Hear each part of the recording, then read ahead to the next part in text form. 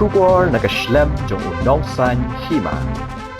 Hadian ka jingpan panaya ka result hakawat ka bakat do uba Alexander lalu hek uba deu kertong ka BJP ulayo Biang ka jingjab sa Sien na Pynthorumkhrah Constituency. Uba hek ulah tamda 4,000 sauspa nyopusaw vote yo ba pensngan NCM hakabaw ulayo kandai hajar saupau vote kat ba uba pensngan NCM ulayo da Hynriew hajar sanspa Hynriew vote. Uba hek ula ai kublei ki pat ba nong kershan jong u ki bala ai jing job Biang ya u Hynriew Sien kenti. Dalam bentar kejingi ke jong u yang bala penjob inga Hynriew Sien kenti yang ni election. Kalau ia kam sega senjam jong ki bandia jika lai postem. Kalau meli jong ka Pynthorumkhrah Constituency. Hato kani ko jimi jong babon ki katang be pun na ko nor kade ke sai ka ba yarap ke pi bujak yang ini election. Jirap ke jonga ngamok ba kamdon ke taru ni ke jingtrei ke jonga hi ba jutrei dong ta jong pai ba ke mar dong ke jingi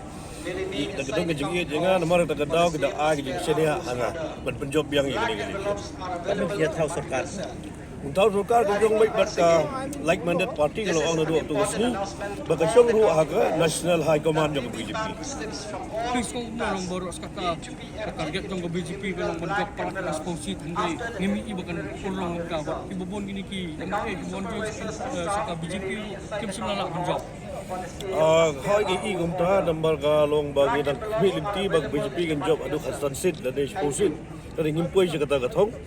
ke darang ngimpoi je gathong baknaru ni don hi bagas BJP katang secara dari ni dang la ban bon ma ai syakri ba tang tang state Meghalaya ka jungi Ayu hendak ia kini ka jing dawa ayu bi ko awan bat ILP ke kian kasih MRSA. kita bro bandal adapsna ya ka sarkar bersamai in session ya perkhat ya ke begele dam ta ka ba PM bahkan ke jingbom krek jong ke BJP apa center bahkan implement yang tak ke ILP berperung yang kian kasih garo ke schedule kemjur yang ada ke